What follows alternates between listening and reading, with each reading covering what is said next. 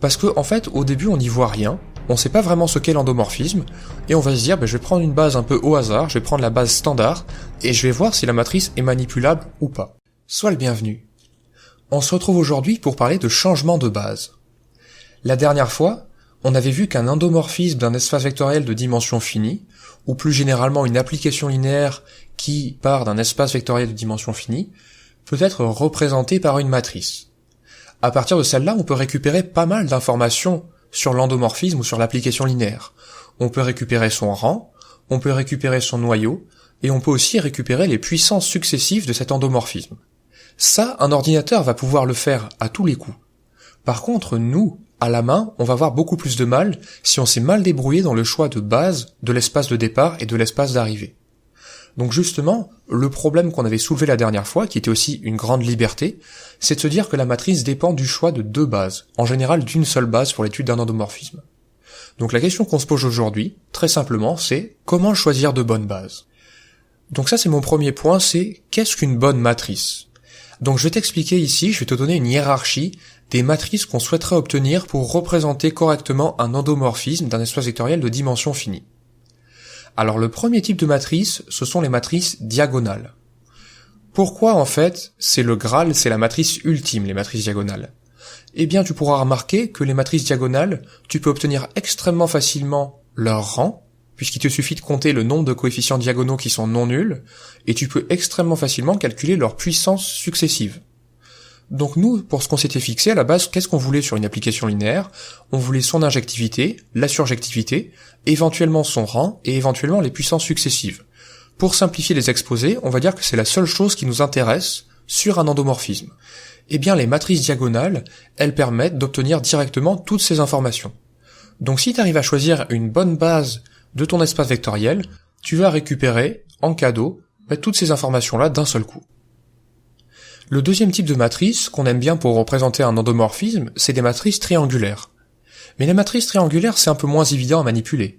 Parce que pour calculer le rang, il ne suffit pas de compter le nombre de coefficients diagonaux non nuls. Il faut un peu plus réfléchir. Tu peux aussi te dire que le calcul des puissances successives d'une matrice triangulaire, c'est quelque chose qui est faisable, par exemple de temps en temps avec la formule du binôme de Newton, mais c'est aussi moins agréable qu'une matrice diagonale. Donc si on peut obtenir une matrice diagonale, c'est vraiment ce qu'on va chercher à faire en premier. Et si tu es en classe préparatoire, c'est pour ça qu'on va te parler énormément de diagonalisation. C'est pas que les autres matrices sont inintéressantes, c'est juste que les matrices diagonales sont extrêmement simples à manipuler. Enfin, le troisième type de matrice dont je vais te parler, ce sont les matrices diagonales par bloc. Alors ici, tout dépend de la taille des blocs. C'est-à-dire que pour obtenir le rang d'une matrice par bloc, ça peut être extrêmement simple, mais ça peut être aussi extrêmement compliqué. Pour obtenir les puissances successives, si t'as que des blocs 2x2, ça va peut-être être simple d'obtenir les puissances successives d'une matrice par bloc. Mais ça dépend complètement de la taille des blocs. Donc finalement, si je dois faire la hiérarchie, en premier, au-delà de tout, t'as les matrices diagonales, et en dessous, des matrices qui sont un peu moins bien manipulées, mais qui peuvent être extrêmement agréables, tu as les matrices triangulaires et les matrices diagonales par bloc. Les matrices triangulaires, en fonction de ce que tu vas faire, tu as plusieurs variations. Tu peux obtenir des réduites de Jordan, par exemple, si tu fais des mathématiques assez avancées, tu vas savoir ce qu'est une réduite de Jordan, et c'est un peu le Graal des matrices triangulaires, en fonction de ce que tu veux faire avec. Et les matrices par bloc, donc on a dit tout dépend de la taille des blocs, donc c'est des choses qui peuvent être manipulables, mais rien n'égale les matrices diagonales. Alors ça m'amène à ma deuxième partie, c'est-à-dire qu'on a maintenant notre hiérarchie. On a nos matrices qu'on aimerait bien obtenir. 1 diagonale et 2 triangulaire ou par bloc en fonction de la conjoncture. La question c'est, qu'est-ce qui se passe en général ? Eh bien, souvent on va commencer par considérer la matrice d'un endomorphisme dans la base canonique de l'espace vectoriel considéré. Parce que, en fait, au début on n'y voit rien, on sait pas vraiment ce qu'est l'endomorphisme, et on va se dire, je vais prendre une base un peu au hasard, je vais prendre la base standard, et je vais voir si la matrice est manipulable ou pas. Et maintenant, il y a une alternative. Soit la matrice, elle est assez jolie pour ce que tu veux en faire, et ça c'est vraiment important, ça dépend exactement de ce que tu veux en faire, eh bien tu vas pas chercher une nouvelle base. Par exemple, si tu veux les valeurs propres de la dérivation dans Rn de x, tu peux prendre la base canonique et tu vas récupérer tes valeurs propres tranquillement, il n'y a aucun souci. Mais maintenant, ce qui peut se passer, c'est que la matrice peut très bien être pas très jolie à manipuler. Donc par exemple, si tu prends l'application qui a un polynôme de Rn de x, associe P de x plus alpha. C'est-à-dire que tu remplaces dans le polynôme la variable grand X par grand X plus alpha, où alpha c'est un paramètre que tu as fixé à la base. La matrice de ça c'est pas très joli. Et donc tu peux vouloir chercher une nouvelle base dans laquelle la matrice sera plus agréable, au sens où je l'introduis dans le premier point.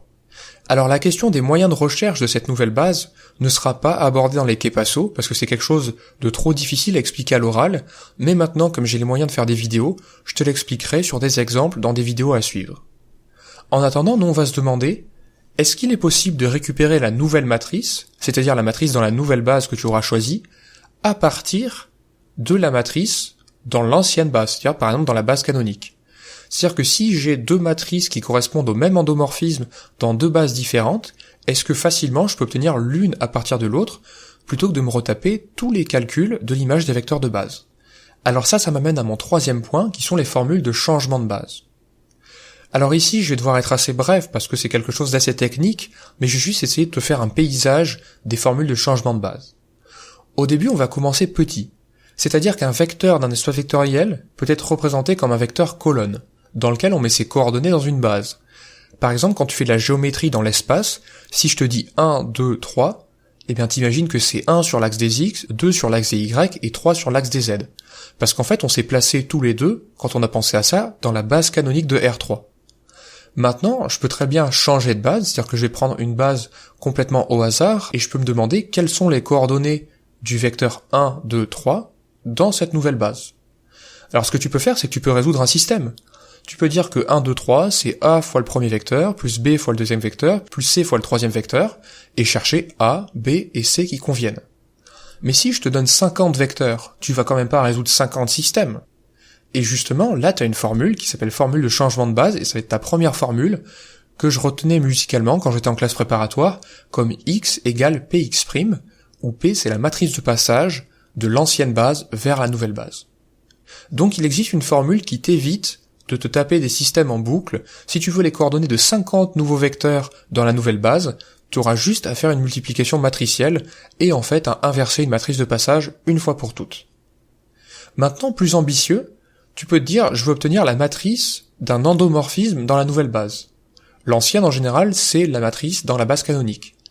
Et bien là aussi, tu vas avoir une formule que moi je retiens aussi musicalement comme A égale PDP-1, et ça c'est un grand mystère dans un premier temps, que je t'expliquerai en vidéo, dès que j'aurai le temps de faire la vidéo consacrée à ce sujet-là. Donc je vais faire dans l'émission Un tableau pour comprendre, une série de 5 vidéos sur le changement de base, où je t'expliquerai vraiment comment construire une bonne base, et aussi te montrer d'où viennent ces formules de changement de base sur des cas pratiques, et pas avec des démonstrations théoriques, où on peut très bien ne pas comprendre où est l'origine morale de la formule. Alors on va passer à la conclusion, puisqu'en fait cette émission, c'est la dernière que je vais faire pour le Kepasso en algèbre linéaire. À partir des bases que j'ai données ici, je t'ai donné vraiment la grande direction en classe préparatoire de l'algèbre linéaire. Après, il y aura vraiment des choses pratiques, des choses jolies que j'ai envie de te montrer, mais pour ça j'utiliserai un support vidéo, et je changerai de sujet pour le Kepasso. Donc je vais faire le résumé. Quand on étudie un endomorphisme en dimension finie, on veut une base la plus jolie possible. Aujourd'hui, on a vu que si on avait une nouvelle base, si je te donnais une nouvelle base, on pouvait facilement passer de l'ancienne matrice vers la nouvelle matrice. Et à partir de cette belle matrice qu'on aura obtenue par des moyens que je te montrerai en vidéo dans Un tableau pour comprendre, eh bien en fait on va pouvoir récupérer tout ce qu'on voulait obtenir d'un endomorphisme, c'est-à-dire le rang, le noyau, les valeurs propres, et même éventuellement les puissances successives, et même éventuellement résoudre des équations polynomiales en ces endomorphismes. En général, en 2 ans de classe préparatoire, quelle que soit ta filière, avec tous ces épisodes d'algèbre linéaire, on a couvert l'essentiel du programme. J'espère que cette émission t'a plu, n'hésite pas à me poser des questions, je serai très heureux de te répondre. Je te souhaite une excellente journée, et je te dis à la prochaine.